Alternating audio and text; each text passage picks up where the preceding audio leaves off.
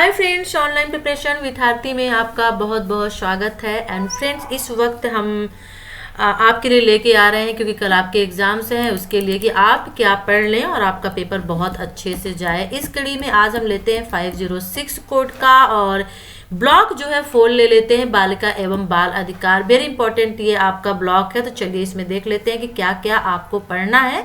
क्योंकि पढ़ तो आपने सब कुछ लिया है, किस पे ज्यादा फोकस करना है, लास्ट टाइम में अच्छे से आपको रिवाइज करना है, कौन से ऐसे क्वेश्चंस हैं जो इंपॉर्टेंट हो सकते हैं। तो चलिए फिर देख लेते हैं जल्दी से। तो फ्रेंड्स, शिक्षा में लैंगिक मुद्दे, ये आपका जो यूनिट 11 है ये है और वेरी इंपॉर्टेंट है। मैं भी से आपको बता दूं, शिक्षा में लैंगिक मुद्दे और इससे 1-2 क्वेश्चन तो जरूर आएगा। जैसे इसमें अब इसमें क्या आपको पढ़ना है, किस चीज पे आपको ज्यादा फोकस देना है। तो सबसे पहला कि लिंग और लैंगिक के मध्य क्या अंतर होता है। जनरली हम लोग एक ही चीज समझ लेते हैं, ठीक है ना। लिंग और लैंगिक जो होता है, जेंडर, इसको हम एक ही चीज समझते हैं, जबकि एक ही नहीं है, इसमें फर्क होता है, अंतर होता है। तो इस पे जरूर आप थोड़ी सी एक निगाह डाल लीजिएगा, ठीक है। और आगे अगर चलते हैं, लैंगिक की अवधारणा में आपका एक ये जो क्वेश्चन है आपका इंपॉर्टेंट इससे बन रहा है। अब चल लेते हैं लैंगिक भेदभाव में।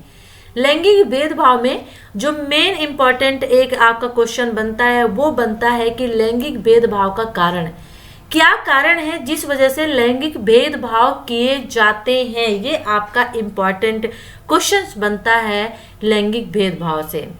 अब आगे चलते हैं, लैंगिक के स्थिर संकेतक। इसमें मुझे इतना इंपॉर्टेंट कुछ भी नहीं दिख रहा है कि मैं कह दूं कि हाँ इसे पे आप देख लीजिएगा, लेकिन इसमें एक चीज जरूर है। तो फ्रेंड्स, इसमें देखिए लैंगिक यानी जेंडर जो भेदभाव होता है किस लिए किया जाता है, किस वजह से, तो ये आपका इंपॉर्टेंट हो जाता है, ठीक है ना।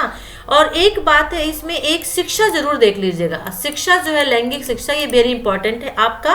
और इसमें एक चीज आपको बिल्कुल भी नहीं भूलना है, जेंडर निष्पक्ष मूलक समाज की रचना में अध्यापकों की भूमिका। हम हर बार आपसे कहते हैं कि जो भी आप यूनिट पढ़ रहे हैं उसमें जो भी आप टॉपिक उठा रहे हैं उसमें अध्यापकों की भूमिका वाला क्वेश्चन बिल्कुल भी मत छोड़िए, वो टॉपिक मत छोड़िए, ठीक है। यहाँ पे आप देख सकते हैं कक्षा कक्ष में लैंगिक भेदभाव, यानी एक अध्यापक किस तरह से उस भेदभाव को दूर कर सकता है कक्षा कक्ष में लैंगिक जेंडर भेदभाव को। तो ये भी जो है इंपॉर्टेंट आपका क्वेश्चन बनता है। तो यूनिट 11 में से आपको यही पढ़ना है, ठीक है। लैंगिक भेदभाव के क्या कारण है, इसमें शिक्षा का क्या विशेष महत्व है, या शिक्षा के माध्यम से कैसे इसको दूर किया जा सकता है, कक्षा कक्ष में लैंगिक भेदभाव और जेंडर निष्पक्ष मूलक समाज में यानी लैंगिक जेंडर में अध्यापकों की क्या भूमिका होती है, इसको कम करने के लिए क्या भूमिका निभाते हैं एक अध्यापक, एक टीचर, एक शिक्षक। ये आपका जो क्वेश्चन है इतने आपके इंपॉर्टेंट है। चलिए नेक्स्ट देख लेते हैं आगे। अब यहाँ पे थोड़ा सा देख लीजिए, यहाँ पे लिंग और जो लैंगिक यानी जो जेंडर होता है उसमें देखिए अंतर दिया हुआ है, आपको पता है। अच्छा, ये क्या इनमें मेन अंतर क्या होता है। तो लिंग से हम एक स्त्री और एक पुरुष की पहचान करते हैं, ठीक है ना, कि ये मेल है, ये फीमेल है। लेकिन जहाँ पे लैंगिक की बात आती है, जेंडर की बात आती है, वहां पे सीधे अंतर हो जाता है कि स्त्री और पुरुष में कामों में, ठीक है ना, एक उम्मीद, एक जो आशाएं होती हैं कि बॉयज से ज्यादा उम्मीदें, आशाएं रखी जाती हैं, पुरुष से, औरतों से, फीमेल से या फिर गर्ल से कम रखी जाती हैं। ये होता है जेंडर भेदभाव, जेंडर पक्षपात। वही वर्क वुमेन्स करती है तो उसको कम सैलरी दी जाती है, वही वर्क मेल करते हैं, पुरुष करते हैं तो उनको ज्यादा दी जाती है। ये होता है जेंडर भेदभाव। तो इस चीज को अगर आप समझ लेंगे तो बहुत अच्छे से इसको एक्सप्लेन करके आप लिख पाएंगे। ओके, चलिए नेक्स्ट यूनिट ले लेते हैं। चलिए अब नेक्स्ट देख लेते हैं, उससे भी ज्यादा इंपॉर्टेंट जो है वो है आपका बालिका सशक्तिकरण। ओके, इसमें आपको क्या पढ़ना है, क्योंकि ये जो आपका टॉपिक है कुछ ज्यादा ही लंबा है। बालिका सशक्तिकरण में ऑलरेडी वीडियोस जो है जेंडर का भी, लैंगिक का भी डला हुआ है, बाल का सशक्तिकरण का भी डला है। सबसे पहले कि इसमें हम देख लेते हैं बालिकाओं का सशक्तिकरण में 12.3 में कि क्या आपको पढ़ना है। तो बालिकाओं के सशक्तिकरण में शिक्षा की क्या भूमिका है, सबसे पहला क्वेश्चन आपका ये बनता है, ठीक है। दूसरा क्वेश्चन बनता है कि बालिकाओं के सशक्तिकरण की आवश्यकता क्यों है, क्यों ऐसा फील किया गया, क्यों ऐसा महसूस किया गया कि बालिकाओं के सशक्तिकरण किया जाए, उसका भी तो रीजन होगा, तभी तो सशक्तिकरण किया जा रहा है ना। और बालिकाओं के सशक्तिकरण में शिक्षा की मेन क्या भूमिका है, क्यों शिक्षा दी जा रही है, बालिकाओं पे ज्यादा जोर दिया जा रहा है।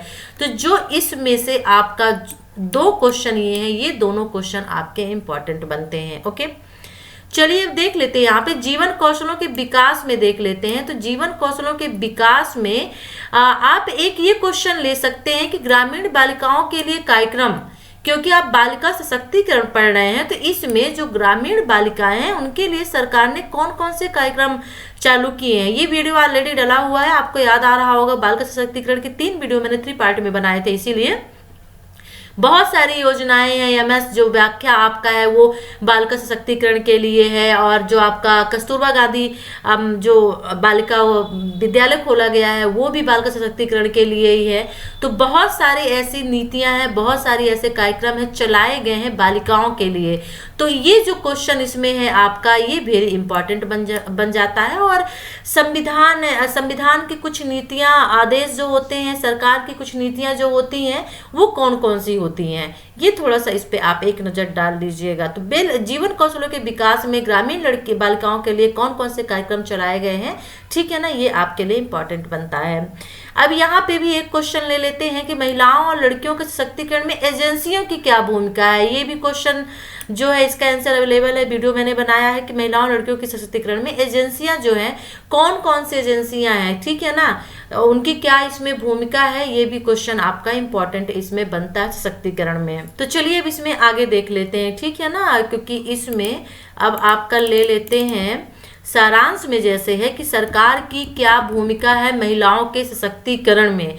तो भूमिका में भी आप वही लिख दीजिए जो सरकार की नीतियां हैं, पॉलिसी है, जो सरकार के कार्यक्रम है जो महिलाओं की सशक्तिकरण के लिए उसने चलाए हैं, तो उसके बारे में भी आप विस्तार से व्याख्या करके लिख सकते हैं। एक आपका क्वेश्चन जो है वो बन जाता है यहाँ पे कि बालिकाओं के सशक्तिकरण में अध्यापक तथा विद्यालय की क्या भूमिका होती है।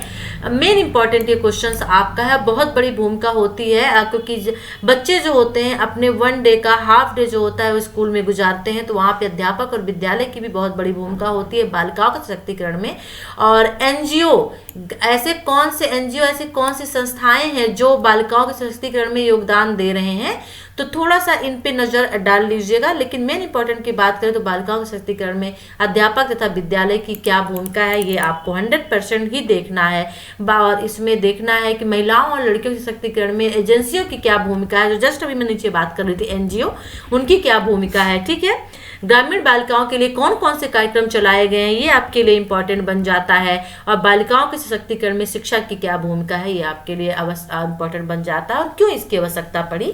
तो ये कुछ 3 या 4 जो क्वेश्चन है, इनको आप देख लीजिए, बहुत आराम से आप इस यूनिट को कवर कर लेंगे। चलिए अब नेक्स्ट देख लेते हैं।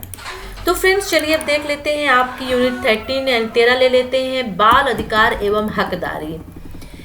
अच्छा, इसमें इंपॉर्टेंट है ऐसा नहीं है, इंपॉर्टेंट तो सभी चीजें हैं, इसमें आपको पढ़ना क्या है, जितना कि बालिका सशक्तिकरण है उतना ही इम्पोर्टेंट ये भी है। इसमें आप देख लीजिए बच्चों के बाल अधिकार के बारे में, बच्चे के अधिकार कौन कौन से हैं। और इसमें एक ये क्वेश्चन वेरी इंपॉर्टेंट आपका बन जाता है कि बच्चों का निःशुल्क एवं अनिवार्य शिक्षा का अधिकार अधिनियम 2009 और बच्चे का अधिकार, यानी बच्चे का जो अधिकार अधिनियम 2009 है वो क्या कहता है, उसके अंतर्गत कौन कौन से प्रावधान है, कौन कौन सी चीजें हैं जो बच्चों के अधिकार के लिए दी गई हैं। ये क्वेश्चन आपका इंपॉर्टेंट बनता है, तो इसे जरूर आप देखिएगा, ठीक है।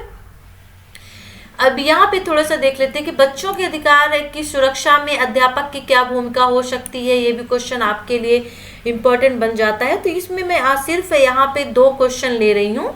एक तो आपका ले रही हूँ कि बच्चों के अधिकार के अंतर्गत जो अधिकार अधिनियम 2009 है वो क्या है, उसको आपको विस्तार से समझाना पड़ेगा, क्वेश्चन ये पूछ सकता है।